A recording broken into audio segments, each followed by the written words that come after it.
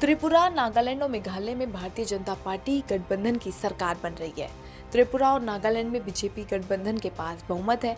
वहीं मेघालय में बीजेपी ने एनपीपी को समर्थन देने का फैसला किया है। चुनाव के नतीजे से साफ हो गया कि नॉर्थ ईस्ट से कांग्रेस का सफाया हो गया है।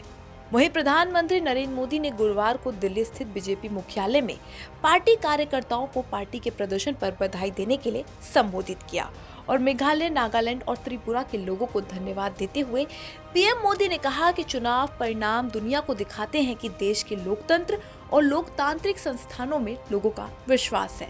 उन्होंने आगे कहा कि नॉर्थ ईस्ट के नतीजे दिखाते हैं कि क्षेत्र ना तो दिल्ली से दूर है, ना ही दिल से। वैसे आइए जानते हैं कि कैसे बीजेपी कांग्रेस और लेफ्ट पर भारी पड़ गई। एक तरफ जहां नॉर्थ ईस्ट में बीजेपी का उदय हुआ, वहीं कांग्रेस के सितारे डूब रहे हैं। इन नतीजों से पता चलता है कि जहां कांग्रेस के बुरे दिन चल रहे हैं, देश के दूसरे हिस्सों में भी कांग्रेस संघर्ष कर रही है। वहीं नॉर्थ ईस्ट से दिग्गज पार्टी का सफाया हो गया। वाम दलों के लिए भी वहां के नतीजे ठीक नहीं रहे। बीजेपी का कांग्रेस मुफ्त भारत का नारा नॉर्थ ईस्ट में हकीकत बन गया।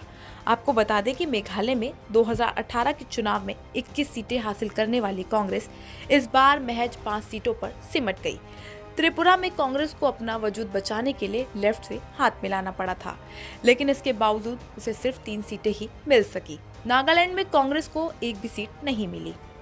साथ ही 2008 से 2013 के बीच नॉर्थ ईस्ट के 8 राज्यों पर कांग्रेस और स्थानीय पार्टियों का कब्जा था।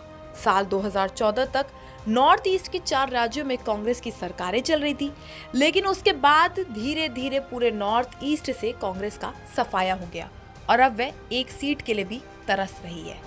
वैसे देखा जाए तो कांग्रेस ने नॉर्थ ईस्ट में पूरी तरह से चुनाव लड़ी ही नहीं है, ना ही तो राहुल गांधी ने युद्ध स्तर पर रैलियां की। बीजेपी ने एक एक सीट के लिए अपना दमखम झोंक दिया था। खुद प्रधानमंत्री नरेंद्र मोदी ने चुनावी कमान संभाल रखी थी। कांग्रेस ने पूर्वोत्तर के राज्यों पर ध्यान ही नहीं दिया। कांग्रेस हिंदी हार्टलैंड में अपनी पकड़ मजबूत करना चाहती थी। इस वजह से पूर्वोत्तर के राज्य पर एक के बाद एक छूटते चले जा रही है। मल्लिकार्जुन और प्रियंका गांधी जैसे नेताओं ने भी इन 3 राज्यों में बहुत एक्टिव कैंपेन नहीं की। नागालैंड में बीजेपी गठबंधन 33 सीटें हासिल कर चुका है। कांग्रेस 0 पर है। एनपीएफ के खाते में 2 सीटें आई हैं। एनसीपी ने 7 सीटें हासिल की है। अन्य के खाते में 14 सीटें हैं। त्रिपुरा में बीजेपी ने 33 सीटें हासिल की है। लेफ्ट गठबंधन की 14 सीटें हैं। त्रिपुरा को कुल 13 सीटें मिली है। वैसे मेघालय में बीजेपी के पास महज 2 सीटें हैं। कांग्रेस के पास 5 सीटें हैं। एनपीपी के पास 26 सीटें हैं। टीएमसी के पास 5 सीटें हैं। अन्य के पास 21 सीटें हैं। 2 सीटों के बाद भी बीजेपी गठबंधन सत्ता में आने जा रहा है। वैसे 2024 में लोकसभा चुनाव है और अभी भी मौका है कांग्रेस के पास अपनी पकड़ मजबूत करने का।